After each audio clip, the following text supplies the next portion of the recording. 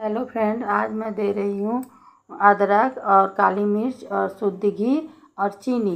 ये तीनों को मैं शुद्ध घी को गरम करके उसी में पका रही हूँ। ये मेरा गला साफ़ नहीं हो रहा था, उसी के साथ मैं बना के दे रही हूँ। तो जब ये मैं अदरक, काली मिर्च पाउडर और चीनी को शुद्ध घी में भूज कर उसे ठंडा करके खाई तो मेरा गला साफ़ हो गया। इस तरह यदि आप लोग का भी गला फंस जाए और लगे गला में कुछ अटका हुआ हो तो ये दवाई के तरह ले सकते हैं, जो काफ़ी फ़ायदेमंद होता है। लगभग मेरा 1 महीना से परेशान थी, खांसी ठीक हो गई थी लेकिन गला साफ़ नहीं हो रहा।